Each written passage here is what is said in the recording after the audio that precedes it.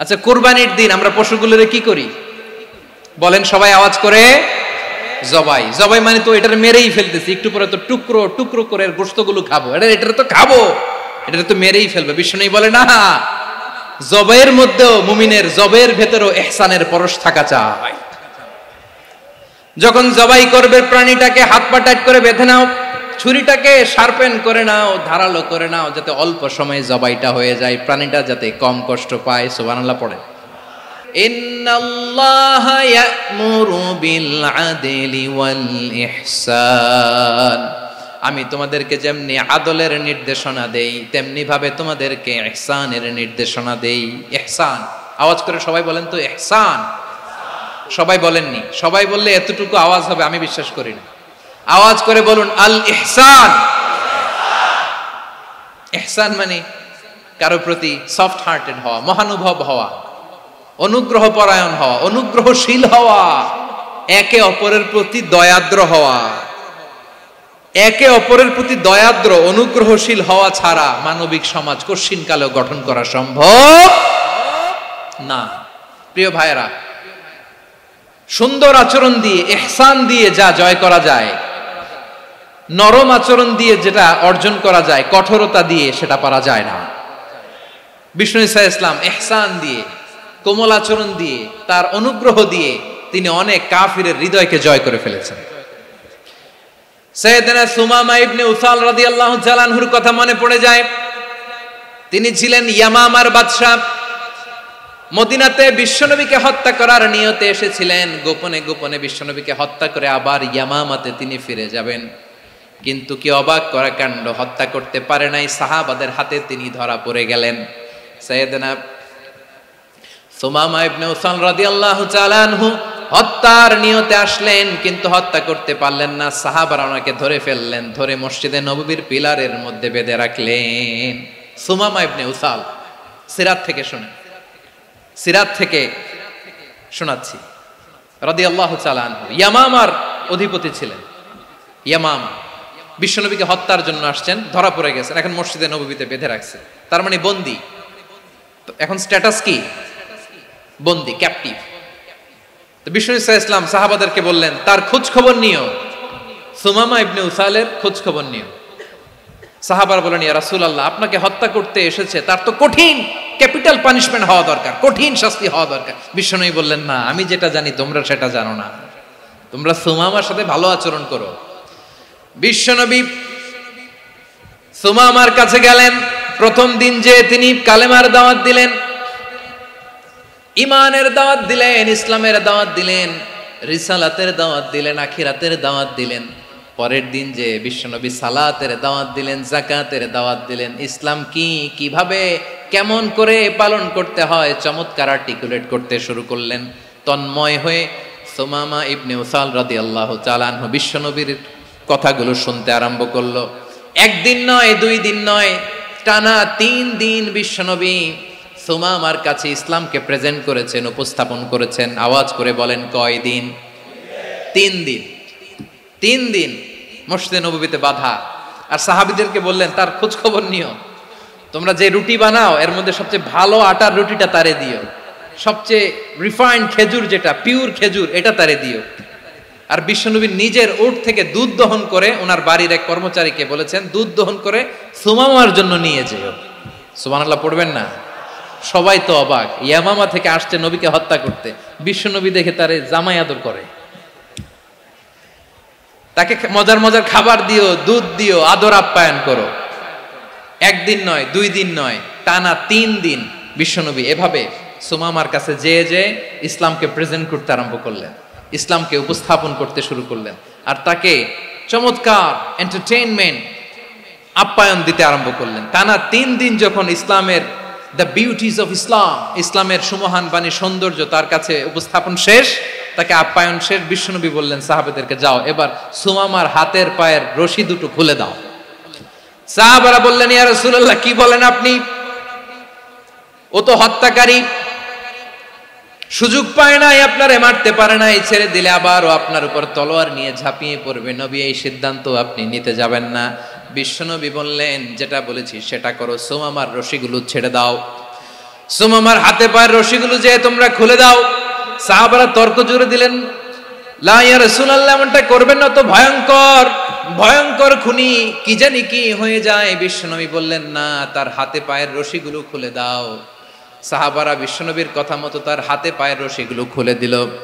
সুমামা মুহূর্তের মধ্যে মসজিদে নববী থেকে বের হয়ে ইয়ামামায় ফিরে না যে মসজিদে নববীর পাশে একটা খেজুর বাগান ছিল, সেখানে চলে গেলেন। সেখানে একটা ছোট্ট কুয়া ছিল, কুয়ার পানি দিয়ে তিনি গোসল করলেন। সুবহানাল্লাহ পড়েন। কুয়ার পানি দিয়ে গোসল করে মসজিদে নববীর সামনে এসে বিশ্বনবী এবং সাহাবাদের সামনে দাঁড়িয়ে সাব্বাবা উঁচু করে বললেন, আশহাদু আল্লা ইলাহা ইল্লাল্লাহ ওয়া আশহাদু আন্না মুহাম্মাদান আবদুহু ওয়া রাসূলুহু। আল্লাহু আকবার। আমি সাক্ষ্য দিচ্ছি আল্লাহ ছাড়া কোনো ইলাহ নাই, আর মুহাম্মদ আল্লাহ তাআলার প্রেরিত বান্দা এবং রাসূল। প্রিয় ভাইয়েরা, ইহসান দিয়ে যা জয় করা যায়, কঠোরতা দিয়ে সেটা কঠিনকালেও জয় করা যায় না। আওয়াজ করে বলেন ঠিক কি না? এবার সুমামা দাঁড়িয়ে বলে, ওগো নবী, আমি তো কালিমা পড়ে মুসলমান হয়ে গেলাম, এবার শোনেন, এই মুহূর্তের আগে আপনার চেহারার চাইতে নিকৃষ্ট কোনো চেহারা আমার কাছে ছিল না, কিন্তু শাহাদা পাঠ করার পরে আপনার চেহারার চাইতে উত্তম শ্রেষ্ঠ কোনো চেহারা আমার কাছে আর নাই। ও নবী, আজকের দিনের আগে ইসলাম ধর্মের চেয়ে নিকৃষ্ট অপছন্দনীয় কোনো ধর্ম আমার কাছে ছিল না, কিন্তু এই মুহূর্ত থেকে ইসলামের চেয়ে সেরা শ্রেষ্ঠ পছন্দনীয় কোনো ধর্ম আমার কাছে নাই।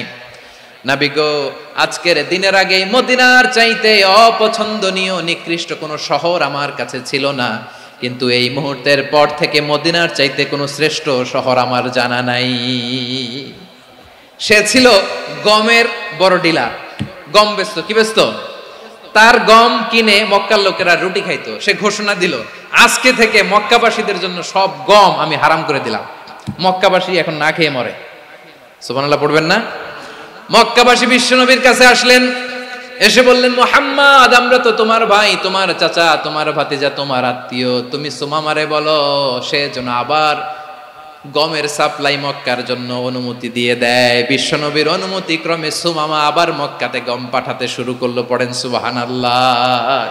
ইহসান, ইহসান দিয়ে আপনি যেটা জয় করতে পারবেন, you can win the heart of your enemies. ইহসান দিয়ে আপনি আপনার শত্রুর হৃদয়কে জয় করতে পারবেন। আওয়াজ করে বলেন ঠিক কি না? এজন্য আল্লাহ বললেন, ওয়া আনফিকু ফি সাবিলিল্লাহি ওয়া লা তুলকু বিআইদিকুম ইলাত তাহলুকা ওয়া আহসিনু ইন্নাল্লাহা ইউহিব্বুল মুহসিনিন। তোমরা আল্লাহর রাস্তায় দান করবে আর নিজেরা নিজেদেরকে ধ্বংসের হাতে ঠেলে দিও না। তোমরা একে অপরের প্রতি ইহসান করবে, কারণ ইহসানকারীদেরকে আল্লাহ বড্ড ভালোবাসেন। সুবহানাল্লাহ পড়েন। আবার সূরা রহমানে আল্লাহ বললেন, হাল জাযাউল ইহসানি ইল্লাল ইহসান ফাবিআইয়ি আলা, সবাই পড়েন, ফাবিআইয়ি আলাই রাব্বিকুমা তুকাযযিবান। ইহসানের প্রতিদান হিসেবে ইহসানি হয়। বিশ্বনবী সুমামার প্রতি যেমন ইহসান করেছেন, সুমামাও ঠিক তেমন ইহসান ফিরিয়ে দিয়েছে। ঠিক কিনা বলেন? তাহলে এক নম্বরে হচ্ছে আদ, ন্যায় বিচার। দুই নম্বরে সবাই বলেন ইহসান, সদাচরণ। ইহসান দুই ধরনের প্রিয় ভাইরা, ইহসান ফিল ইবাদা, ইহসান ফিল মুআমালা। ইহসান ফিল ইবাদা হচ্ছে একাগ্র অনুভবে ইবাদতে ডুব দেওয়া, এর নাম ইবাদতের ইহসান। সুবহানাল্লাহ পড়ে।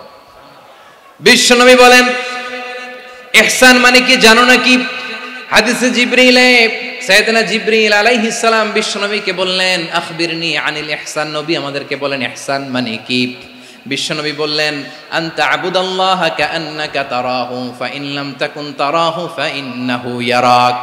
ইহসান মানে হলো এমন ভাবে তুমি আল্লাহর সামনে নিজেকে উজাড় করে ইবাদত করবে, তুমি ভাববে তুমি আল্লাহকে দেখতে পাচ্ছ। আর এটা যদি ভাবা তোমার জন্য কঠিন হয়ে যায়, অন্তত এতটুকু তুমি ভাববা যে আল্লাহ তোমাকে দেখতে পাচ্ছেন। ঠিক কিনা বলেন? ও আমার বীর চট্টলার ভাইয়েরা, কেউ যেটা দেখে না সেটা দেখে কে? এই বিশ্বাস হৃদয়ের মধ্যে আছে? নামাজে যখন দাঁড়ান এই ফিলিংসটা আনা যাবে? হ্যাঁ, এশার সালাত তো এখনো হয় নাই না? আলোচনা শেষে এশার সালাত এখানে অনুষ্ঠিত হবে, তাই না? আচ্ছা বলুন তো, আমরা এশার সালাত পর্যন্ত বেঁচে থাকবো এই গ্যারান্টি আছে কার কার? হাত তোলেন। কয়েকজন হাত তুলছে পেছনে, না বুঝে তুলে ফেলছে।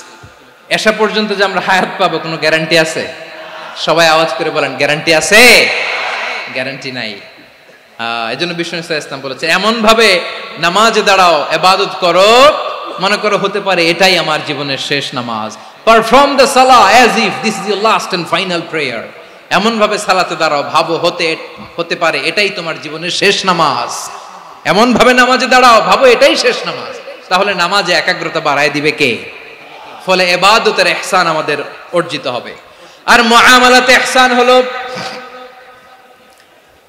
বিশ্বনবী বলেন, ইন্নাল্লাহা তাবারাকা ওয়া তাআলা কাতাবাল ইহসানা আলা কুল্লি শাই, ফাইযা কাতালতুম ফাআহসিনুল কিতলা ওয়া ইযা যাবাহতুম ফাআহসিনুয যাবহা ওয়ালিয়ুহিদ্দা আহাদুকুম শাফরাতাহু ওয়ালিয়ুরিহ যাবিহাতাহু। ইহসান দুই ধরনের, আওয়াজ করে বলতে হবে। কয় ধরনের? সবাই বলুন আওয়াজ করে, কয় ধরনের? একটা হচ্ছে ইহসান ফিল ইবাদা, ইবাদতে ইহসান। ইবাদতে ইহসান কি? একাগ্র অনুভব দিয়ে ইবাদত করা, মন প্রাণ দিয়ে ইবাদত করা। আর মুআমালাতে ইহসান কি? সব কাজে, দৈনন্দিন কাজে, কর্মে, সামাজিক অ্যাক্টিভিটিতে কোমলতা প্রদর্শন করা, অনুগ্রহের সাথে সবকিছু করা। আল্লাহ তাআলা ইন্নাল্লাহা তাবারাকা ওয়া তাআলা কাতাবাল ইহসানা আলা কুল্লি শাই, তিনি সব কিছুর ব্যাপারে ইহসানকে আবশ্যক করেছেন। সবকিছু, মুমিনের সব কাজে ইহসানের পরশ থাকবে। ওয়া ইযা কাতালতুম ফাহসিনুল কিতলা, বিষ্ণুই বলেন তুমি যখন কাউকে হত্যা করো ইহসানের সাথে করো। সুবহানাল্লাহ পড়বেন না? যখন হত্যা করো তখনও ইহসানের সাথে। আচ্ছা হত্যা করবো আবার ইহসান আসবে করতে করে, তো মেরেই ফেলবো আমি। আল্লাহ, ও ভাই একজন খুন করেছে, খুনি, রাষ্ট্রীয় আইনে তার শাস্তি হয়েছে ডেথ পেনাল্টি, মৃত্যুদণ্ড। এখন মৃত্যুদণ্ড দেখে আপনি যেমনি মন চায় তেমনি মারবেন লোকটারে? ওর নাক কেটে ফেলতে পারবেন? ওর কান কাটতে পারবেন? ওর চোখ উপড়ে ফেলতে পারবেন আপনি? যেমন মন চায় তার অঙ্গহানি করা যাবে না। ইহসানের সাথে তাকে হত্যা করো। সুবহানাল্লাহ, this is Islam, this is the true essence of Islam. ওয়া ইযা যাবাহতুম ফাহসিনুয যাবহা, যখন জবাই করবে তখনও ইহসানের সাথে জবাই করো। করব জবাই, ওইখানেও নাকি ইহসান। আচ্ছা কুরবানির দিন আমরা পশুগুলোরে কি করি বলেন সবাই আওয়াজ করে? জবাই। জবাই মানে তো এটার মেরেই ফেলতেছি, একটু পরে তো টুকরো টুকরো করে গোশতগুলো খাবো, এটা তো খাবো, এটা তো মেরেই ফেলবে। বিষ্ণু বলে না, জবাইয়ের মধ্যেও মুমিনের জবের ভেতরেও ইহসানের পরশ থাকা চাই। যখন জবাই করবে প্রাণীটাকে হাত পা টাইট করে বেঁধে নাও, ছুরিটাকে শার্পেন করে নাও, ধারালো করে নাও, যাতে অল্প সময়ে জবাইটা হয়ে যায়, প্রাণীটা যাতে কম কষ্ট পায়। সুবহানাল্লাহ পড়ে।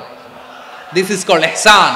ইহসান আল্লাহ তাআলা যেমনি আদলের আদেশ করেছেন, ন্যায় বিচার, জাস্টিস এনশিওর করতে বলেছেন, সমাজে ইহসানের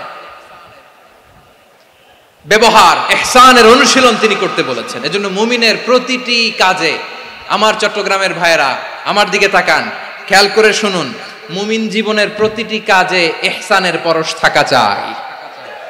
আমরা যেন আমাদের পরিবারের প্রতি ইহসান করি, আমরা যেন আমাদের কর্মচারীদের প্রতি ইহসান করি, আমরা যেন আমাদের কলিগদের প্রতি ইহসান করি, আমরা যেন আমাদের ভাইদের প্রতি ইহসান করি। মুমিন জীবনের প্রতি কাজে ইহসানের পরশ থাকার দরকার আছে না নাই?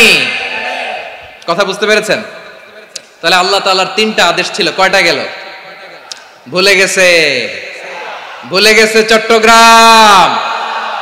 তিনটা আদেশের মধ্যে কয়টা বললাম? প্রথমে কি ছিল? আদল। 2 নম্বরে, 3 নম্বরে রব্বুল আলামিন বললেন ওয়া ইতাইদিল কুরবা, নিকটাত্মীয়দেরকে দান করো। নিকট আত্মীয়দেরকে দাও, যারা তোমাদের ব্লাড কানেকশনের আত্মীয় তাদেরকে তোমরা দাও। এখানে জেনারেলি বললেন দাও, কি দিব সেটা তিনি এখানে বলেন নাই, সেটা তিনি সূরাতুল ইসরার মধ্যে বলেছেন। আল্লাহ বলেন ওয়া আতিযাল কুরবা হাক্কাহ, নিকট আত্মীয়দেরকে তাদের অধিকার, তাদের প্রাপ্য তোমরা বুঝিয়ে দাও। দেখেন, একটা শান্তির সমাজ, একটা সমৃদ্ধ সমাজ, একটা মানবিক সমাজ গঠনের জন্য আল্লাহ তাআলা বেশি না, মাত্র 3টা অর্ডার, 3টা ভার্ডিক্ট তিনি জারি করেছেন। 1 নাম্বার সুশাসন, ন্যায় বিচার।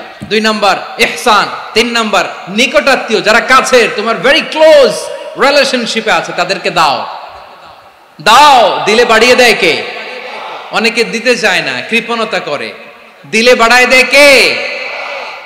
ও মিয়া, মদিনার মধ্যে সবচাইতে গরিব সাহাবী ছিল বেলাল রাদিয়াল্লাহু তাআলা আনহু। ওনার এন্টায়ার অ্যাসেট, সম্পদের পরিমাণ কতদূর জানেন? একটা লুঙ্গি। বেলাল রাদিয়াল্লাহু তাআলা আনহু, ওনার টোটাল ওয়েলথের এস্টিমেশন হচ্ছে মাত্র একটা লুঙ্গি। একটা লুঙ্গি, টোটাল ওয়েলথ এস্টিমেশন, টোটাল সম্পদের পরিমাণ বেলাল রাদিয়াল্লাহু তাআলা আনহুর কি ছিল? কথা বোঝে নাই বোধহয়। কি ছিল? ওই বেলাল রাদিয়াল্লাহু তাআলা আনহুকে বিষ্ণু ইসলাম বলেছেন, আনফিক ইয়া বেলাল, ও বেলাল তুমিও দাও। ওয়ালা তাখশা মিন যিল আরশি ইখলালা, আরশের অধিপতির তো কোনো ঘাটতি নাই, তুমি দিলে ওই আল্লাহ তোমারে বাড়ায় দিবে।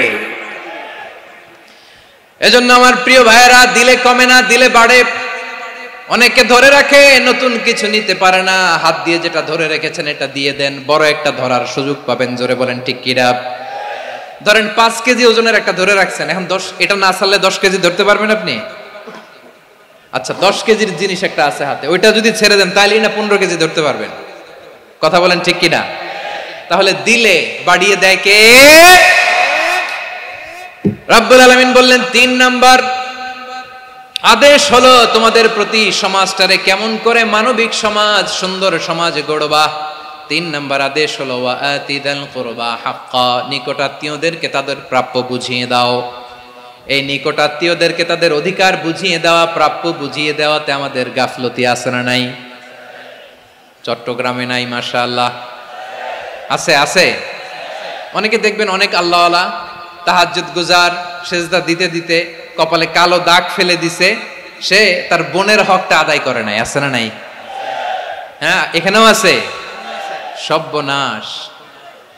অনেক বড় হাজী সাহেব, বিশাল লম্বা দাড়ি, ছেলেরে সব দিয়ে দিছে, মেয়েরে কিছু দেয় নাই, মেয়ের হক আদায় করে নাই। আছে না নাই? এই হাজী সাহেবেরা, এই আল্লাহওয়ালারা কিয়ামতের ময়দানে আটকে যাবে। আপনি অন্যের অধিকার নষ্ট করেছেন, তাদের রাইটস কে ভায়োলেট করেছেন। এজন্য আল্লাহ তাআলা বলেন, কারো অধিকার যদি কেউ নষ্ট করে, ওই সমাজটা মানবিক সমাজ কঠিনকালেও হতে পারে না। এজন্য 3 নম্বর আল্লাহ বললেন ওয়া ইতা ইদিল কুরবা, নিকটাত্মীয়দেরকে দাও। কি দিবা? তাদের অধিকার দিয়ে দাও। বোনের অধিকার বুঝিয়ে দাও, মেয়ের অধিকার বুঝিয়ে দাও, ফুফুর অধিকার বুঝিয়ে দাও। দেখবেন অনেক মায়েরা ছেলের পাতে মুরগির রান দেয়, মেয়ের পাতে দেয় মুরগির ঠ্যাং। এরকম আছে না নাই? ছেলেরা কি দেয়? মুরগির। মেয়ের পাতে কি দেয়? তো মেয়ের কি মুরগির রান খেতে মনে চায় না? মনে চায় না? এমনটা করা যাবে না। নিকটাত্মীয়দেরকে অধিকার দিয়ে দাও, নিকটাত্মীয়ের সাথে সুসম্পর্ক রাখো। আদেশটা কার? এজন্য প্রিয় ভাইয়েরা, জীবনে যদি বারাকা অর্জন করতে চান, নিকটাত্মীয়দের সাথে সুসম্পর্ক রাখতে হবে, তাদের জন্য উপহার পাঠাতে হবে। বিশ্বনবী বলেন লা ইয়াদখুলুল জান্নাতা কাতে, যে ব্যক্তি আত্মীয়তার সম্পর্ককে ছিন্ন করে দেয়, সে কঠিনকালেও আল্লাহর জান্নাতে ঢুকবে না। আপনি কি এটারে সহজ হাদিস মনে করছেন? এটা সহজ কথা। আপনি ভাবছেন আপনার নামাজ আপনারে বাঁচাতে পারবে, আপনার রোজা বাঁচাতে পারবে, আপনার তাহাজ্জুদ আপনারে বাঁচাতে পারবে? অধিকার নষ্ট করলে কিছুই আপনারে বাঁচাতে পারবে না। এজন্য নিকট আত্মীয়দেরকে দিতে হবে বেশি বেশি। বিশ্বনবী বলেন ইন্না সাদাকাতা আলাল মিসকিনি সাদাকা ওয়া আলা যির রাহিমি ইসনাতান সাদাকাতুন ওয়া সালা। মিসকিন রে দান করলে শুধু দানের সওয়াব হয়, নিকট আত্মীয়কে দান করলে 2টার সওয়াব হয়। সাদাকার সওয়াব হয়, আবার আত্মীয়তার বন্ধন অটুট রাখার সওয়াব হয়ে যায়। আবার বিশ্বনবী বললেন মান সাররাহু আইয়ুবসাতা লাহু ফি রিজকিহি ওয়া ইউনসা লাহু ফি আসারিহি ফালইয়াসিল রাহিমা। যে ব্যক্তি তার রিজিকের প্রশস্ততা চায় আর হায়াতে বরকত চায়, সে যেন তার আত্মীয়ের সাথে সুসম্পর্ক রাখে। আমার প্রিয় চট্টলার ভাইয়েরা, আমাদের রিজিক বাড়ুক, এটা আমরা চাই কি চাই না? সবাই চান? হ্যাঁ, আমাদের রিজিকে প্রশস্ততা আসুক, চাই কি চাই না? আমাদের হায়াতে বরকত আসুক, আমরা চাই কি চাই না? এই 2টা যদি চান, তাহলে নিকটাত্মীয়দের সাথে সুসম্পর্ক রাখবেন। পারবেন? তাহলে সমাজটারে মানবিক সমাজ বানায় দিবে কে? 3টা আদেশ চলে গেল। কয়টা? আওয়াজ করে বলেন। 1 নম্বরে কি ছিল? 2 নম্বরে, 3 নম্বরে নিকটাত্মীয়দেরকে দান। আপনাদের কি আরো শোনার আগ্রহ আছে? আপনাদের মনোযোগ আছে না গেছে? কষ্ট হচ্ছে না? মাশাআল্লাহ, মাশাআল্লাহ। তাকবীর পড়ুন, লিল্লাহি তাকবীর।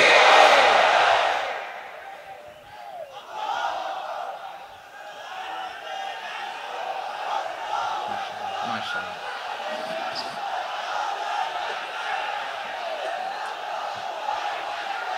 আমার প্রিয় ভাইয়েরা, আল্লাহ তাআলা 3টা জিনিসের যেমনি আদেশ করেছেন, অনুরূপভাবে 3টা বিষয় তিনি বারণ করেছেন, নিষেধ করেছেন। ওগুলোর কাছেও যাওয়া যাবে। শুনবেন। রাব্বুল আলামিন বলেন, ওয়ায়ানহা আনিল ফাহশাই ওয়াল মুনকারি ওয়াল বাগি। আমি যেমনি 3টি বিষয়ে আদেশ করলাম, অনুরূপভাবে 3টি বিষয়ে বারণ করলাম, নিষেধ করলাম। আমার 1 নাম্বার নিষেধাজ্ঞা হলো অশ্লীলতার প্রতি। ফাহশা, ওয়ায়ানহা আনিল ফাহশা। আল্লাহ তাআলা অশ্লীলতাকে নিষেধ করেছেন। কোন জিনিসকে? সবাই বলুন, কোন জিনিসকে? যত ধরনের, যত টাইপের, যত ক্যাটাগরির অশ্লীলতা হতে পারে, সব অশ্লীলতাকে হারাম করেছেন কে? ফাহশা মানে কি? কথায়, কাজে, আচরণে, কমেন্ট, ফেসবুকের কমেন্টসে যত ধরনের নোংরামো আছে, যত ধরনের অশ্লীলতা আছে, এটাকে আরবিতে বলে ফাহশা। এটাকে কি বলে? রাব্বুল আলামিন বলেন, কুল ইন্নামা হাররামা রাব্বিয়াল ফাওয়াহিশা মা যাহারা মিনহা ওয়া মা বাতান। ও নবী, আপনি বলে দেন, আমার রব প্রকাশ্য, অপ্রকাশ্য, স্পষ্ট কিংবা অস্পষ্ট, দৃশ্যমান কিংবা অদৃশ্যমান সব অশ্লীলতাকে হারাম করেছেন। সব ধরনের অশ্লীলতা হারাম, সব ধরনের। আল্লাহ তাআলা আমাদেরকে অশ্লীলতা থেকে বাঁচান। অশ্লীলতা থেকে তিনি আমাদেরকে হেফাজত করুক, পড়েন আমিন। এবার বলেন, আমাদের সমাজে অশ্লীলতা আছে না নাই? চট্টগ্রামে নাই? আমি কই নাই, ওনারা বলে আছে। দেখছেন, আমি সামহাও বাঁচায় দেওয়ার ট্রাই করতেছি, ওনারা বলে আছে। অশ্লীলতা নানা ভাবে, নানা নামে, নানা মোড়কে আমাদের সমাজে আছে না নাই? সংস্কৃতির নামে, ফ্যাশনের নামে, বিনোদনের নামে, উপন্যাসের নামে, কনসার্টের নামে অশ্লীলতা আছে না নাই? আপনি দেখেছেন কনসার্টগুলোর অবস্থা? এই যে আতিফ আসলাম যে আসছে আমাদের দেশে, তারপর কে কে আসছে, আমাদের তরুণ তরুণীরা, আমাদের যুবক যুবতীরা, আমাদের জেনজিরা, কি অবস্থা ওইখানে? হ্যাঁ, কি অবস্থা? কে বাঁচাবে ওদের? কে রক্ষা করবে ওদের ইমানের, ওদের চরিত্রের হেফাজতের গ্যারান্টি কে দিবে? কনসার্টের নামে অশ্লীলতা আছে না নাই? ছেলে মেয়ে একে অপরকে জড়ায় ধরতেছে, একে অপরকে চুমু খাচ্ছে, প্রকাশ্যে, দিবালোকে, গণমানুষের সামনে। আল্লাহ তাআলা এই অশ্লীলতা থেকে আমাদেরকে বেঁচে থাকতে বলেছেন, বেঁচে থাকতে বলেছেন। রূপালী জগতের নামে অশ্লীলতা আছে না নাই? এই টার্মটা আপনারা জানেন না? রূপালী জগৎ কি জগৎ? আসলে কি রূপালী জগৎ না অন্ধকার জগৎ? আমার বোনেরা, আপনাদেরকে যে কি বলে তারা বুঝায়, রূপালী জগৎ শুনেই আপনি ভরকে যাবেন না। রূপালী জগতে যে নারী যত বেশি উলঙ্গ, সে নাকি তত বেশি সাহসী। জানেন, বলে এটা একটা সাহসী নারী, খুব সাহসী পদক্ষেপ তার। যত বেশি শরীর থেকে কাপড় নামাতে পারবে, যত বেশি বস্ত্রহীন হয়ে নিজেকে প্রেজেন্ট করতে পারবে, সে নাকি তত বেশি সাহসী। আমার চট্টলার ভাইয়েরা, শয়তানের প্রথমে এজেন্ডা ছিল বনি আদমকে বস্ত্রহীন করা। সে আদম এবং হাওয়া আলাইহিস সালামকে নিষিদ্ধ গাছের ফল খাইয়ে তাদেরকে বস্ত্রহীন করেছে। এই জামিনেও সে আমাদেরকে বস্ত্রহীন করতে চাইবে। এই রূপালী জগতের নামে তারা এটা করে। আমার প্রিয় বোনেরা, আপনি জানেন না আপনার দাম কত? ওরা আপনাদেরকে বিজ্ঞাপনের সস্তা পণ্য বানাতে চায়। ওরা আপনাদেরকে ওদের ভোগের লিপসার টুলস বানাতে চায়। ওরা আপনাদেরকে আপনাদেরকে দিয়ে ওদের খায়েশ পূরণ করতে চায়, এটা আপনাদের জন্য মোটেও ডিগনিটি নয়, এটা আপনাদের জন্য সম্মান নয়। আপনার সম্মান শালীনতায়, আপনার সম্মান হেজাবে, আপনার সম্মান ভদ্রতায়, আপনার সম্মান আপনার ডিসেন্ট পোশাকে। পোশাক বলে দেয় এই নারীটা ভদ্র না অভদ্র, পোশাক বলে দেয় এই মেয়েটা কোন ঘরের মেয়ে। আওয়াজ করে বলেন ঠিক কিনা? আপনি জানেন না আপনারা সস্তা পণ্য বানায়, ভোগের পণ্য, বিলবোর্ডে আপনাকে উলঙ্গ করে উপস্থাপন করে। এই অশ্লীলতার সাথে ইসলামের কোনো সম্পর্ক। এজন্য আল্লাহ বলেন আমি অশ্লীলতাকে হারাম করেছি। অশ্লীলতাকে হারাম করার প্রথম কারণ হলো এর মাধ্যমে মানবতাকে অপমানিত করা হয়। কারণ মানুষের সম্মান মানুষের পোশাকে। মানুষ যখন পোশাকহীন হয়ে যায়, বস্ত্রহীন হয়ে যায়, তার সম্মান কমে যায়, ঠিক কিনা? অশ্লীলতাকে হারাম করার প্রথম কারণ হচ্ছে মানুষ মানুষকে অপমান করে। একটা নারী, সে তো সম্মানিত, নারী যে কত সম্মানিত নারীরা এটা বুঝেই নাই।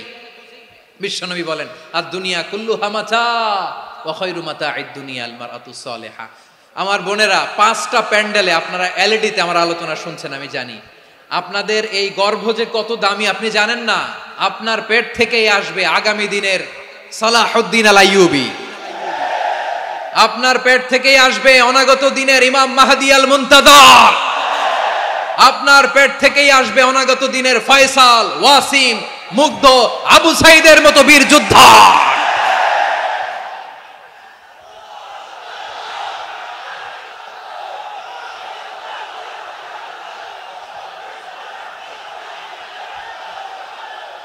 আমার প্রিয় বোনেরা, আমার প্রিয় বোনেরা, বিশ্বনবীর কথার ওজন খেয়াল করেন। আর দুনিয়া কুল্লুহা মাতা ওয়া খায়রু মাতা'আদ দুনিয়া আল মারআতুস সালিহা। দুনিয়ার সবকিছুই অ্যাসেট, এর মধ্যে সবচেয়ে দামি অ্যাসেট নেককার নারী। আপনার গর্ভ যে কত দামি আপনি জানেন না। নিজের সময়টাকে কাজে লাগান, কোরআন পড়েন, সুন্নাহ পড়েন। আপনার অনেক দায়িত্ব ঘরে। You are the MD of your family. একটা family it's a very big institution. পরিবার একটা অনেক বড় প্রতিষ্ঠান। and you are the MD of your institution. আপনি এই পরিবারের MD, managing director of your family. এখানে আপনার কত দায়িত্ব। আপনি ছেলেমেয়েদেরকে তারবিয়া করবেন, আপনি আপনার স্বামীর জন্য ঘরটারে জান্নাতের নীর বানাবেন, আপনার জন্য জান্নাতের ডুপ্লেক্স বাড়ি ওইখানে তৈরি করে রাখবে কে? আপনি যে কত দামি আপনি জানেন না। নারীদেরকে আল্লাহ বানিয়েছেন উচ্চতর করে, নিম্নতর নয়। নারীদেরকে ছোট্ট জিনিস দিলে এটার বড় করে দেয়। নারীদেরকে ভ্রূণ দিলে, শুক্রাণু দিলে নারী এটারে বাচ্চা হিসেবে উপহার দেয়, ঠিক কিনা? বিয়ের মাধ্যমে স্বামী যখন তার শুক্রাণু তার স্ত্রীকে উপহার দেয়, স্ত্রী রিটার্নে কি উপহার দেয়? ফুল ফর্ম বেবি, মানব সন্তান। দেখছেন, আপনি দিলেন একটুক, উনি দিছে বিশাল। আপনি যদি নারীকে বাজার এনে দেন, নারী এটাকে সুস্বাদু খাবারে রূপান্তর করে দেয়। আপনি তাকে একটা মুচকি হাসি দিয়ে দেন, সে তার কলিজা দিয়ে দেয়। কিন্তু যদি আপনি তার মনে কষ্ট দেন, সে আপনার জীবনকে জাহান্নাম বানায়া দেয়। খবর আছে, নারীর মন বুঝতে পারলে নেয়ামত, বুঝতে না পারলে কিয়ামত, ঠিক কিনা বলে? কত দামি আপনি জানেন না, জানেন না আপনি কত দামি, অনেক দামি আপনি। আপনাদেরকে যেন ভোগের সস্তা পণ্য বানাতে না পারে আপনাদেরকে সচেতন থাকতে হবে, সজাগ থাকতে হবে, কনসার্ন থাকতে হবে। শয়তানের ওই হাতছানির দিকে আর নজর দেওয়া যাবে না। তাহলে কেন আল্লাহ তাআলা এই ফাহশা অশ্লীলতাকে হারাম করলেন? 1 নাম্বার, এতে হিউম্যান ডিগনিটি কমে। 2 নাম্বার, এতে মানুষের অধিকার নষ্ট হয়। আপনি বিয়ে করেছেন এরে, পরকিয়া করেন ওর সাথে, এরকম আছে না নাই? স্ত্রীর অধিকার নষ্ট করেছেন। আপনি বিবাহ সম্পর্কে আবদ্ধ হয়েছেন তার সাথে, আপনি পরকিয়া করেন ওই ছেলের সাথে, আপনি আপনার হাজবেন্ডের সাথে বিট্রে করেছেন। এজন্য আল্লাহ অশ্লীলতাকে হারাম করেছেন। অশ্লীলতাকে হারাম করার আরেকটা কারণ হচ্ছে আল্লাহ তাআলা এই হিউম্যান জেনারেশনকে এটাকে প্রিজার্ভ করতে চায়। হিফজুন নাসল, এটা মাকাসিদুশ শরিয়ার অনেক গুরুত্বপূর্ণ একটা মাকাসিদ, অনেক গুরুত্বপূর্ণ। আপনার নাসল, আপনার জেনারেশনকে সংরক্ষণ করা। এই যে আসতেছে ফেব্রুয়ারি, কত ফেব্রুয়ারি জানো? এটা কি বিশ্ব ভালোবাসা দিবস? হ্যাঁ, কি দিবস? এই বিশ্ব ভালোবাসা দিবসের সাথে মুসলমানদের কোনো সম্পর্ক নাই। আমার প্রিয় ভাইরা, এই যে আপনি অবৈধ সম্পর্কে জড়ালেন, কেন আল্লাহ অশ্লীলতাকে হারাম করেছে দেখেন। বলতেছিলাম যে এটা আপনার নাসাল, আপনার জেনারেশন, আপনার লিনিয়েজ, আপনার বংশকে প্রিজার্ভ করা, কে কার বাবা, কে কার মা, বাবা মা জানা, প্রজন্মকে প্রিজার্ভ করা, এটা ইসলাম ওয়াজিব করে দিয়েছে। এই যে অবৈধ সম্পর্কের কারণে, বিশ্ব বেহায়া দিবসের কারণে, এগুলোর আউটকাম আউটপুট হিসেবে মাঝে মাঝে এই ঢাকা মেডিকেলের ডাস্টবিনে নবজাতকের বাচ্চার কান্নার আওয়াজ শুনতে পাওয়া যায়। চট্টগ্রাম মেডিকেলের ডাস্টবিনে নবজাতকের কান্না শুনতে পাওয়া যায়। বীর চট্টলার মুসলমানেরা বুঝতে পারলে আওয়াজ করে বলেন, এই যে চট্টগ্রাম মেডিকেলে যে নবজাতকটা পাওয়া গেল, ওর বাবাকে আমাকে বলেন, ওর বাবাকে, ওর মাকে, ও কোন ফ্যামিলির সন্তান কেউ জানে? আপনি হিউম্যান ডিগনিটিকে অপমান করেছেন না? আপনি তার ভবিষ্যৎকে অন্ধকার করেছেন না? আপনি তার লিনিয়েজকে প্রশ্নবিদ্ধ করে দিয়েছেন না?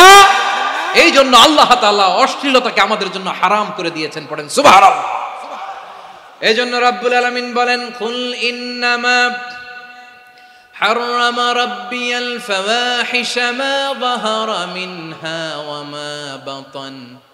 প্রকাশ্য অপ্রকাশ্য সব অশ্লীলতাকে হারাম ঘোষণা করে দিয়েছে কে? আবার দুনিয়ার বুকে যারা অশ্লীলতার প্রসার করে তাদের জন্য শাস্তি মজুদ রেখেছে কে? রাব্বুল আলামিন বলেন, ইন্নাল্লাযীনা ইউহিব্বুনা আন তাশিআল ফাহিশাতু ফিল্লাযীনা আমানু লাহুম আযাবুন আলীমুন ফিদ দুনিয়া ওয়াল আখিরাতি ওয়াল্লাহু ইয়ালামু ওয়া আনতুম লা তা'লামুন। নিশ্চয়ই যারা বিশ্বাসীদের মাঝে অশ্লীলতার প্রচার প্রসার করতে চায় তাদের জন্য আমি মর্মন্তুদ শাস্তি প্রস্তুত করে রেখেছি, দুনিয়াতেও রেখেছি, আখিরাতেও রেখেছি। ঘোষণাটা কার? যারা এই নাটকের নামে, সিনেমার নামে, রূপালী জগতের নামে, মুভির নামে, ওটিটি প্ল্যাটফর্মের নামে আমার সমাজে অশ্লীলতা ছড়াতে চায় তাদের জন্য কঠিন মর্মন্তুদ শাস্তি মজুদ রেখে দিয়েছে কে? ও আমার বোনেরা, এখনো আপনি জাগবেন না? এখনো আপনার চিন্তার দুয়ারে এখনো নাড়া পড়ে নাই? ওরা আপনাকে উলঙ্গ বানাতে চায়, ওরা আপনাকে আইটেম গার্ল বানাতে চায়। এজন্য ইসলাম অশ্লীলতাকে হারাম করেছে। হারাম। ইসলাম বলেছে যোজন যোজন দূরে থাকো, ওরা বলে না কাছে আসো, কাছে আসার গল্প, ক্লোজ আপ ওয়ান, কাছে আসার গল্প আছে না নাই? চট্টগ্রামে তো এগুলো নাই মাশাআল্লাহ। হ্যাঁ, এখানেও আছে ক্লোজ আপ ওয়ান, কাছে আসার গল্প। আল্লাহ বলেন ওয়ালা তাকরাবুজ জিনা, কাছেও এসো না, জিনা থেকে যোজন যোজন কিলো দূরে থাকো, ওরা বলে কাছে আসার গল্প। আমার বীর চট্টলার ভাইয়েরা, কাছে আসতে হলে আমরা কোরআনের কাছে আসব, কাছে আসতে হলে নবীর কাছে আসব, কাছে আসার গল্প হবে আমার রবের কাছে আসার গল্প। চিল্লায় বলো ঠিক কিনা?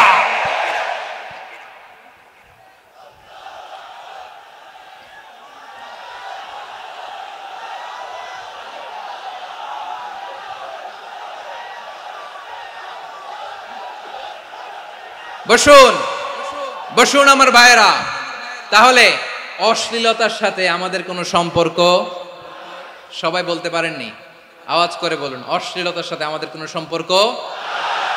আমরা এই সমস্ত ক্লোজ আপ ওয়ান, কাছে আসার গল্পের প্রোগ্রামে যাব? আমরা কোন ধরনের অশ্লীল কন্টেন্ট সোশ্যাল মিডিয়ায়, টিভিতে দেখব? কি যুগ যে আমরা কাটাচ্ছি আপনি কল্পনা করতে পারবেন না। পর্ন ইন্ডাস্ট্রি, নারী পুরুষের বস্ত্রহীন যুগল দৃশ্য, এটাকে দিয়ে ওরা কোটি ডলারের ইন্ডাস্ট্রি বানিয়েছে। পুরো মানব ইতিহাসে এরকম জঘন্য সময় মানব ইতিহাস পার করে নাই। পর্ন এটা ইন্ডাস্ট্রি হয়ে গেছে। আমাদের এই যুবকগুলো, জেনজিগুলো, ওদের চরিত্র বাঁচাবে কি করে? কেমন করে হেফাজত করবে ওদের এই মূল্যবান চরিত্র? আমার প্রিয় ভাইয়েরা, এই অশ্লীলতার দ্য লেটেস্ট ভার্সন হচ্ছে LGBTQ, শরীফ থেকে শরীফা। শুনছেন আপনারা? দেখতে পুরুষ, আসলেই পুরুষ, সুস্থ একজন পুরুষ, 4 সন্তানের বাবা, বলে আমি মনে মনে নারী। দেখতে নারী, সুস্থ নারী, আসলেই সে দিব্যি একজন নারী, বলে আমি মনে মনে পুরুষ। সবচেয়ে ভয়ঙ্কর অশ্লীলতার সবচাইতে লেটেস্ট ভার্সন হচ্ছে এই ট্রান্সজেন্ডারিজম। সুস্থ পুরুষ তার বায়োলজিক্যাল গ্রোথকে হরমোন দিয়ে স্টপ করে দিয়ে সে সার্জারি করে নারী হতে চায়, সুস্থ নারী পুরুষ হতে চায়। পুরুষ পুরুষের প্রতি সেক্সুয়ালি আকর্ষণ বোধ করে, এটা লূত আলাইহিস সালামের কওমের মধ্যে ছিল। এটাকেও আল্লাহ কোরআনে ফাহিশা বলেছেন। ওয়ালুতান ইয ক্বালা লিকাওমিহি আতাতুনাল ফাহিশাতা মা সাবাকাকুম বিহা মিন আহাদিম মিনাল আলামিন। লূত আলাইহিস সালাম বললেন, তোমরা কি এমন এক অশ্লীল কার্যক্রমে ডুব দিলে নাকি যেটা গোটা বিশ্বের কেউ কখনো করে নাই, তোমরাই প্রথম করেছো। পড়েন নাউযুবিল্লাহ। এই পশ্চিমের এই রোগ আমার দেশে যেন আসতে না পারে, আমাদের সজাগ থাকতে হবে। প্রিয় ভাইরা চিল্লায় বলেন ঠিক কি না? পশ্চিমের অবস্থা ভয়ঙ্কর। পাশ্চাত্যে আমি যুক্তরাষ্ট্রে ছিলাম অনেকদিন, কয়েক মাস, বিভিন্ন স্টেটে ঘুরেছি। গার্ডিয়ানরা উদ্বিগ্ন, ছেলে মেয়েদেরকে, ছোট্ট ছেলে মেয়ে, ওদেরকে জিজ্ঞেস করে তুমি how do you feel right now inside yourself, তুমি ভিতরে ভিতরে কেমন ফিল করো, তোমার কি ছেলে ছেলে লাগে না মেয়ে মেয়ে লাগে? আচ্ছা বলেন, এই ছোট্ট বাচ্চাটাও কি এগুলো জেন্ডার অ্যাসাইনমেন্ট বলতে এগুলো কিছু বুঝে? এইভাবে মিসগাইড করা হচ্ছে। কৌতূহল বশত ছোট্ট ছেলে যদি বলে আমার তো মেয়ে মেয়ে লাগে, তখন বলে যে না তুমি মেয়ে, ছেলে না। মা বাবা বাধা দিলে ওকে আলাদা গভর্নমেন্ট হাউসে নিয়ে যাবে। ভয়ঙ্করতম অবস্থা। আমরা একটা সময় শুনতাম যে হুজুর আমার ছেলেটা খুব ভালো, হাফেজে কোরআন, আল্লাহওয়ালা। হুজুর আমার ছেলে দাড়ি রাখছে, আল্লাহওয়ালা। হুজুর আমার ছেলে 5 ওয়াক্ত সালাত জামাতের সাথে পড়ে, তার মানে আল্লাহওয়ালা। পশ্চিমে যে আমি কি শুনছি জানেন? ওরা বলে হুজুর আমার ছেলেটা ইউনিভার্সিটির একটা মেয়ের সাথে প্রেম করে, ও খুব আল্লাহওয়ালা, হুজুর দোয়া করবেন। এর কারণ ওদের কাছে আল্লাহওয়ালার ক্রাইটেরিয়া হচ্ছে হুজুর আমার ছেলেটা আরেক ছেলের পছন্দ করে নাই, আমার মেয়েটা আরেক মেয়েকে ভালোবাসে নাই, এজন্য আমার ছেলেটা আল্লাহওয়ালা, হুজুর ওর জন্য একটু দোয়া করে দিয়েন। কি চ্যালেঞ্জ ওরা ফেস করতেছে। ওনার ছেলে যে আরেক ছেলেরে বিয়ে করবে না, এটাতেই উনি খুশি যে আলহামদুলিল্লাহ আমার ছেলেটা একটা মেয়েরে ভালোবাসে, আমার মেয়েটা একটা ছেলেরে ভালোবাসে, মানে এটা খুব আল্লাহওয়ালা। নাউজুবিল্লাহ পড়তে পারলেন না? এজন্য অশ্লীলতার সাথে আমাদের কোনো সম্পর্ক। রব্বুল আলামিন বলেন ওয়ায়ানহা আনিল ফাহশাই ওয়াল মুনকারি ওয়াল বাগি, তিনটা জিনিসকে আমি নিষিদ্ধ করলাম। এক নাম্বার হলো ফাহশা, অশ্লীলতা। 2 নম্বরে হলো মুনকার, সমস্ত মন্দ কাজ। আপনাদের মনোযোগ আছে না? শেষ করে দিব? আর 2-1 মিনিট শুনবেন? আচ্ছা বলি তাহলে, আর 2-1 মিনিট। তাহলে নিষেধাজ্ঞা জারি করেছেন 3টা জিনিসের উপর। 1 নাম্বার কি? ফাহশা, অশ্লীলতা। 2 নাম্বার মুনকার। মুনকার মানে হচ্ছে যত মন্দ কাজ, খারাপ কাজ, বাজে কাজ, এটার বলে মুনকার। এটার কি বলে?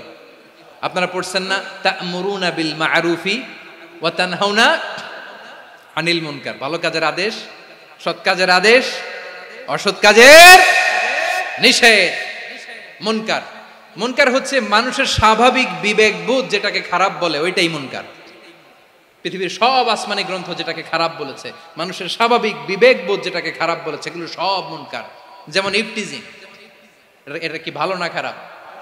মজুদদারি, খাদ্যে ভেজাল দেওয়া, ওজনে কম দেওয়া, মাছে ফরমালিন মিশানো, চাঁদাবাজি, টেন্ডারবাজি, দখলবাজি, এগুলো আমাদের স্বাভাবিক বিবেকেই বলে এগুলো খারাপ, এগুলো হচ্ছে মুনকার।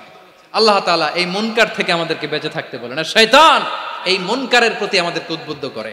আল্লাহ তাআলা বললেন ইয়া আইয়ুহাল্লাযীনা আমানু লা তাত্তাবিউ খুতুওয়াতিশ শাইতান ফাইন ওয়া মান ইয়াত্তাবি' খুতুওয়াতিশ শাইতানি ফাইন্নাহু ইয়া'মুরু বিল ফাহশাই ওয়াল মুনকার।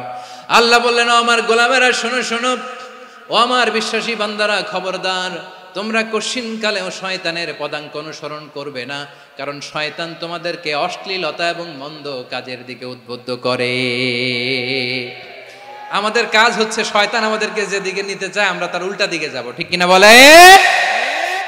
শয়তান এই মন্দ কাজকে আমাদের কাছে বিউটিফাই করে চাকচিক্যময় করে আমাদের সামনে উপস্থাপন করে। এজন্য আল্লাহ বলেন মুনকারকে থামাতে হবে, মুনকার প্রতিরোধ করতে হবে। মুনকার প্রতিরোধের দায়িত্ব শুধু আমাদের নাকি? শুধু আপনার খতিব সাহেবের, ইমাম সাহেবের, নাকি মুসলিম উম্মার সবার?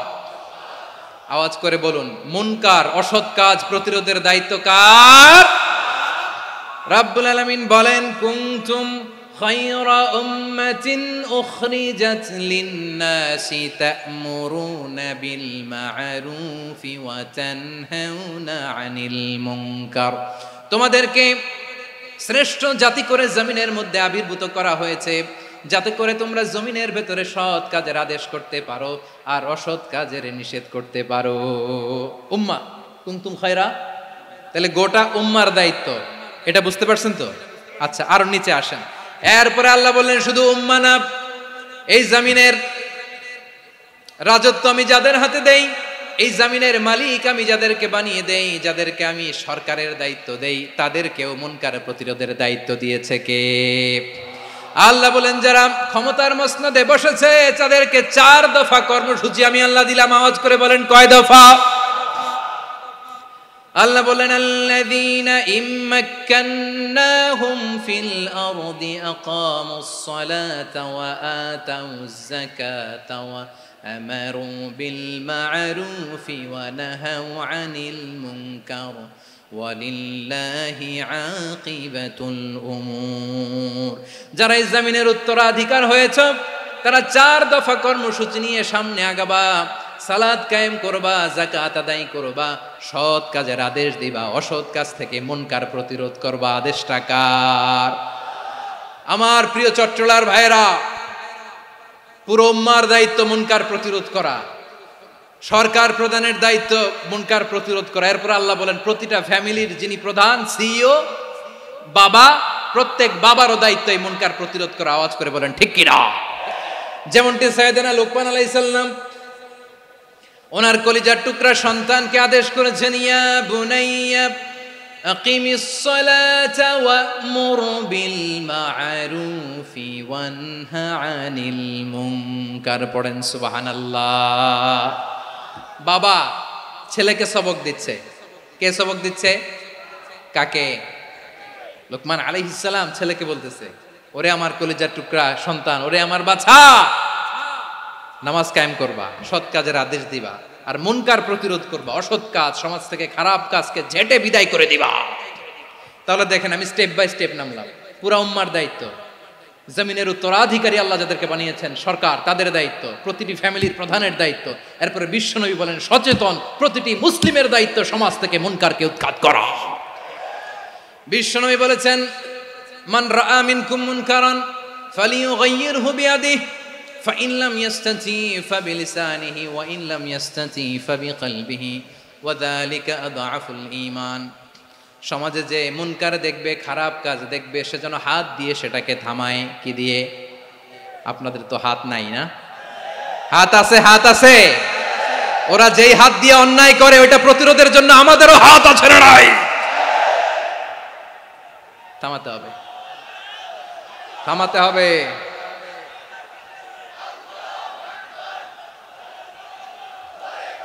বসুন আমার প্রিয় ভাইয়েরা, ওরা ওদের যে হাত দিয়ে টেন্ডারবাজি করে, চাঁদাবাজি করে, ইফটিজিং করে, দখলবাজি করে, যে হাত দিয়ে, ওই মুনকার থামায় দেওয়ার জন্য আল্লাহর দেয়া আমাদেরও 2টি হাত আছে না নাই?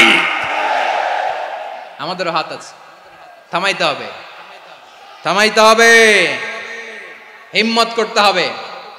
আমার প্রিয় ভাইয়েরা, না থামালে আমরাই ডুববো শেষমেশ। আমাদের বাঁচার জন্য হলেও থামাইতে হবে। রব্বুল আলামিন বলেন ওয়াত্তাকু ফিতনাতাল লা তুসিবান্নাল্লাযীনা যালামু মিনকুম খাসসা। ও আমার গোলামেরা, ওই আযাবকে ভয় করো যে আযাব যখন আমি জমিনের বুকে পাঠাই শুধু জালেমদেরকেই মারি না, আলেমদেরকেও মারি। আযাব যখন আসে তখন শুধু জালিমই মরে না, আলেমও মরে। জানেন মুসা আলাইহিস সালামের পায়ে একবার একটা লাল পোকা কামড় দিয়েছে, লাল পিঁপড়া। লাল পিঁপড়া কামড় দিলে খুব আরাম লাগে না? কি লাগে? হ্যাঁ, জলে না? লাল একটা পিঁপড়া কামড় দিছে, তো উনি রেগে মেগে পাশি দেখে লাল পিঁপড়ার বাসা, পা দিয়ে ডলে মুছে সবগুলো পিঁপড়া মেরে ফেলছে। এই ঘটনাটা আল্লাহ ঘটিয়েছেন। এজন্য মুসা আলাইহিস সালাম ছিলেন কালিমুল্লাহ, সরাসরি আল্লাহর সাথে কথা বলতেন। তিনি আল্লাহকে জিজ্ঞেস করেছিলেন, আল্লাহ তুমি যখন কোনো জনপদে আযাব পাঠাও, শাস্তি দাও, ওখানকার শুধু জালেমরাই তো মরে না, ভালো মানুষগুলাও মরে, তো আযাব দিবা মুশরিকদের উপর দিবা, অবাধ্যদের উপর দিবা, ভালো মানুষগুলারে মারো কেন? আল্লাহ বললেন, মুসা তোমার যে কামড় দিছিল পায়ের মধ্যে পিঁপড়া, কয়টা পিঁপড়া?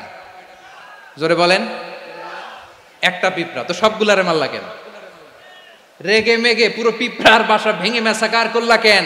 এই মুসা, আমি যখন অ্যাকশনে যাই, আমি যখন শাস্তি দেই, তখন এত বাস বিচার করা হয় না, বাস বিচার করা যায় না। যখন অ্যাকশনে যাওয়া হয়, ওইটা ডাইরেক্ট অ্যাকশন হয়ে যায়। চিল্লায় বলো ঠিক কি না? এজন্য আমাদের বাঁচার জন্য হলেও এই পাপ থামাতে হবে, এই শয়তানের অট্টহাসি থামাতে হবে, অন্যায় অপরাধ সমাজ থেকে আমাদের থামাতে হবে। কারণ আযাব আসলে ওরাও মরবে, আমরাও মরব। একটা জাহাজ 2 তলা, আপনি আছেন 2য় তলায়, শুনতেছেন? শুনতেছেন? জাহাজ কয় তলা? আপনি কোন তলায়? 2য় তলায়। নিচের তলার কিছু লোক জাহাজের তলা ছিদ্র করতে আরম্ভ করছে। কি ছিদ্র করতেছে? আচ্ছা, জাহাজের তলা ছিদ্র করলে তলা দিয়ে কি ঢুকে? এখন আপনি যদি বলেন আমার কি, আমি তো 2 তলায়, আমার কি, আমি তো সেফ, আমি ইন দ্য সেফ জোন, আমি তো ভালো আছি, আমি তো ভালো আছি, ওরা ছিদ্র করে ওরা মরবে। আসলে কি শুধু ওরা মরবে, নাকি তলা ফুটো হলে ভিতরে পানি ঢুকলে আপনারও সলিল সমাধি হবে? তলা দিয়ে যখন পানি ঢুকবে, জাহাজ ঢুকলে আপনিও মরবেন। এজন্য নিজে মরার আগে ওই পাগলগুলোর নিচতলায় যে থামাতে হবে। চিল্লায় বলেন ঠিক কি না? এজন্য আল্লাহ বললেন, মুনকার প্রতিরোধের দায়িত্ব সমাজের টপ টু বটম সবার। পুরো আম্মার দায়িত্ব, সরকার প্রধানের দায়িত্ব, প্রতিটি ফ্যামিলির প্রধান বাবার দায়িত্ব। বিশ্বনবী বললেন প্রতিটি সচেতন মুসলিমের দায়িত্ব। এজন্য মুনকার প্রতিরোধ করার দরকার আছে না নাই? সমাজে এই যে ইফটিজিং হয়, আপনার বোনের বয়সী একটা মেয়েকে কিছু বখাটে টিটকারি করে, এই বলে সেই বলে, নোংরা কথা বলে, রাস্তায় দেখেও আপনি পাশ দিয়ে না দেখার মতো চলে যান কেন? আপনি দাঁড়ান না কেন? আপনি দাঁড়ালেই তো থেমে যাবে, কারণ সত্যের যে শক্তি, তার সামনে মিথ্যা মুখ থুবড়ে পড়ে। আপনার সামনে ও কিছুই না, নাথিং। আপনি দাঁড়ান, ওকে প্রশ্ন করেন যে আমার বোনকে তুমি ডিস্টার্ব করো কেন? আপনাকে দেখে আরো 5 জন দাঁড়াবে, 5 জনকে দেখে আরো 10 জন দাঁড়াবে। আমাদের নীরবতা আর আমাদের নিশ্চুপ থাকাই জালিমদেরকে আরো শক্তিশালী জালিম বানিয়েছে। এজন্য মুনকার প্রতিরোধের দায়িত্ব আমাদের সবার। টেন্ডারবাজি, চাঁদাবাজি, দুর্নীতি, অপরাধ, দখলদারিত্ব, মজুদদারি, এগুলো সব কিছু একসাথে প্রতিরোধ করতে হবে। ঠিক কিনা বলেন? একটা মানবিক সমাজ যদি চাই, প্রতিরোধ করতে হবে। প্রিয় ভাইয়েরা, আল্লাহর শপথ নিয়ে বলি, এই নাসিহাতগুলো সবার জন্য, সব দলের জন্য, সব মতের মানুষের জন্য। আমরা কোনো দলের প্রতি মানুষকে ডাকি না, আমরা ডাকি ইসলামের দিকে। সব দলের, সব মতের, সব মানুষদেরকে আমরা আহ্বান জানাই, আসুন আমরা একটা সুন্দর সমাজ বিনির্মাণ করি। এই যে নতুন বাংলাদেশের এক সুযোগ এসেছে, আর জীবনে হয়তো আসবে না, সামনের 100 বছর এই সময় আসবে না। আসুন দেশটাকে আমরা সাজাই, আসুন আমরা দুর্নীতি বন্ধ করি, আসুন আমরা চাঁদাবাজি বন্ধ করি, আসুন আমরা দখলদারিত্ব বন্ধ করি, আসুন আমরা এক দল আরেক দলকে নিশ্চিহ্ন করার যে রাজনীতি, এটা বন্ধ করি। সব দলের প্রতি আমার আহ্বান। আমি কিছুদিন আগে একটা নিউজ দেখলাম, ওই যে লন্ডনে বসে জনাব তারেক রহমান সাহেবকে আমি ধন্যবাদ দিতে চাই। উনি সংবাদ শোনা মাত্রই ওনার দলের অনেক চাঁদাবাজকে উনি বহিষ্কার করেছে। I do appreciate. প্রতিটি দলের এরকম ইনিশিয়েটিভ নেওয়ার দরকার আছে না নাই? যে কোনো দলে এই প্র্যাকটিসটা থাকার দরকার আছে না নাই? চাঁদাবাজদের সাথে আপনারা নিজেদেরকে মুক্ত ঘোষণা করবেন যে এরা আমার দলের কর্মী হতে পারে না। আমরা চাঁদাবাজ মুক্ত বাংলাদেশ চাই, জুলুম মুক্ত বাংলাদেশ চাই, ফ্যাসিজম মুক্ত বাংলাদেশ চাই, গুণ খুন খারাপি মুক্ত বাংলাদেশ চাই। আমরা নতুন ভোরের বাংলাদেশ চাই। ওই বাংলাদেশ পাওয়ার জন্য মুনকার প্রতিরোধে, অন্যায় প্রতিরোধে যদি বাঘের বাচ্চার মতো, আবু সাইদের মতো 2 হাত উঁচু করে বুককে টান টান করে প্রসারিত করে দাঁড়াতে হয়। রাজি আছো মুসলমান? কারা কারা রাজি? আল্লাহকে হাত দেখিয়ে প্রতিজ্ঞা করো।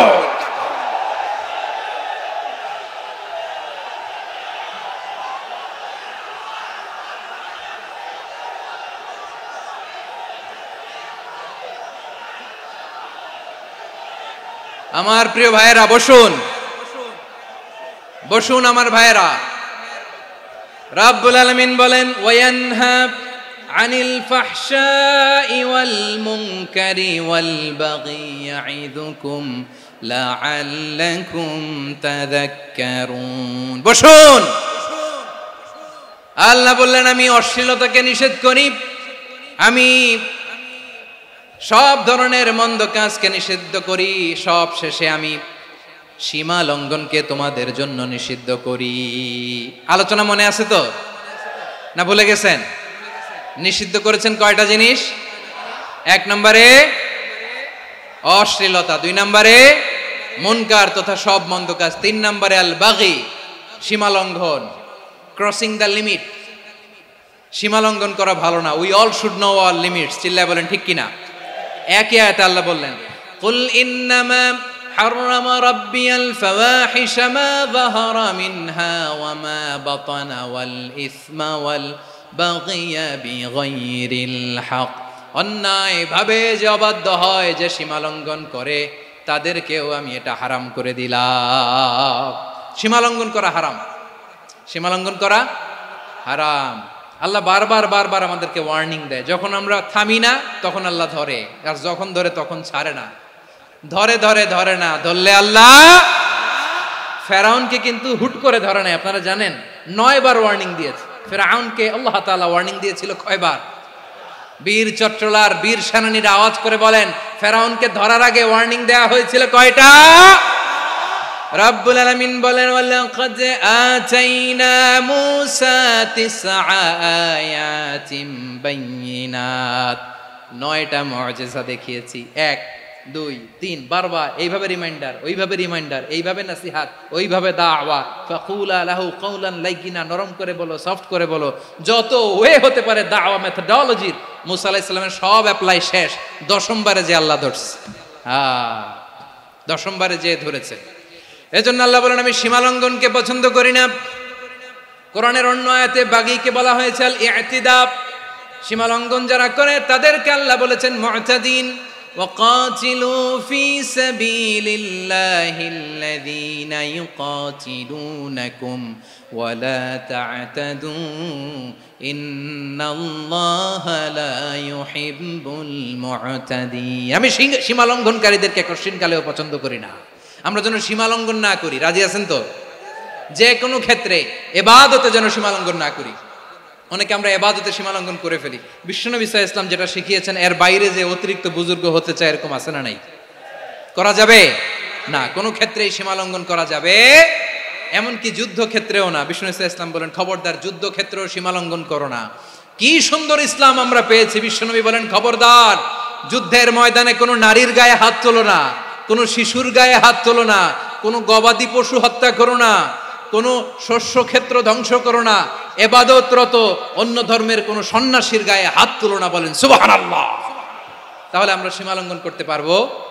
প্রিয় ভাইরা, একটা সুখী সমৃদ্ধ শান্তির সমাজ, মানবিক সমাজ যদি আমরা গঠন করতে চাই, আমাদের আল্লাহর দেয়া কয়টা আদেশ মানতে হবে বলেন দেখি? সবাই বলেন কয়টা? আর বেঁচে থাকতে হবে কয়টা জিনিস থেকে? আওয়াজ করে বলেন কয়টা? আচ্ছা, আদেশ নাম্বার 1 কি ছিল বলেন? আল্লাহর আদেশ কি? 1 নাম্বার আদাল, ন্যায়পরায়ণতা। আমরা সুবিচার, সুশাসন, ন্যায় বিচার চাই কি চাই না? 2 নম্বরে কি ছিল? মাশাআল্লাহ, আওয়াজ করে বলেন 2 নম্বরে কি ছিল? ইহসান। আমরা যেন সবার প্রতি দয়া পরবশ হই, ইহসান করি। 3 নম্বরে কি ছিল? নিকটাত্মীয়দের দান করা, তাদের অধিকার প্রাপ্য বুঝিয়ে দেওয়া। পাশাপাশি 3টা জিনিস থেকে আল্লাহ বারণ করেছেন, নিষেধ করেছেন। তার প্রথমটা ফাহশা, অশ্লীলতা। অশ্লীলতার সাথে আমাদের কোনো সম্পর্ক